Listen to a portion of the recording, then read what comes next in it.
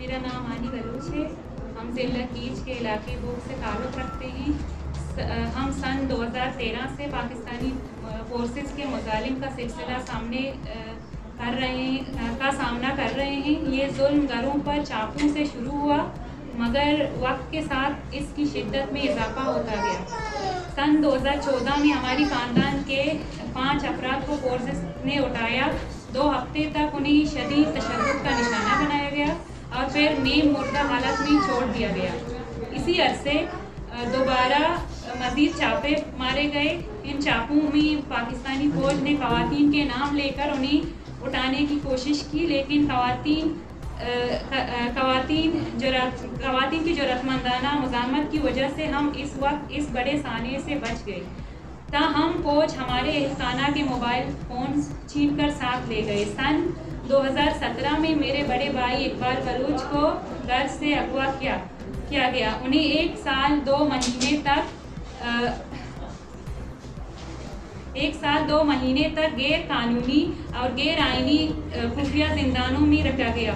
طویل اذیت اور تشدد کے بعد وہ انتہائی کمزور حالت میں انہیں فوج نے چھوڑ دیا جس کے بعد ہم نے انہیں مزید اذیتوں سے بچانے کے لیے دبئی منتقل کر دیا. اور اب گزشتہ رات ہماری زندگی ایک اور المناک موڑ پر آ پہنچی.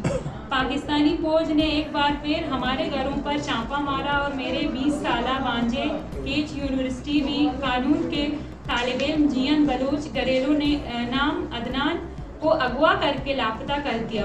فوج نے دیگر نوجوانوں کو بھی اٹھانے کی کوشش کی مگر خواتین کی مزاحمت کے باعث ہم فی الحال انہیں بچانے میں کامیاب رہے.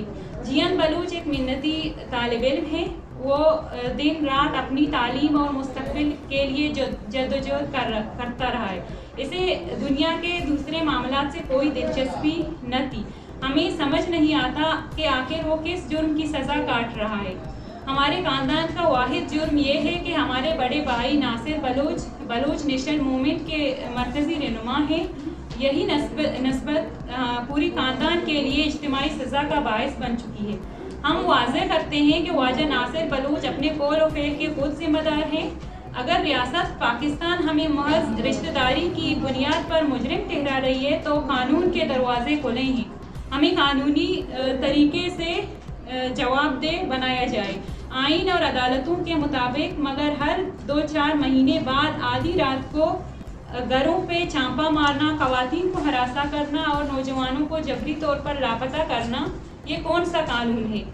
یہ کون سا قانون ہے؟ یہ مظالم ثابت کرنے کے لیے کافی ہے کہ ہم ریاست کے شہری نہیں بلکہ غلام تصور کیے جا رہے ہیں. اس لیے ہمارے ساتھ غلاموں جیسا سلوک ہوتا ہے.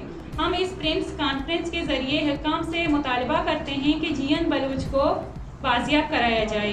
اگر ریاست کو ان پر کوئی الزام ہے تو قانون کے مطابق عدالت میں پیش کرے. بصورت دیگر ہمارے پاس احتجاج اور دھرنے کے علاوہ کوئی راستہ نہیں بچے گا.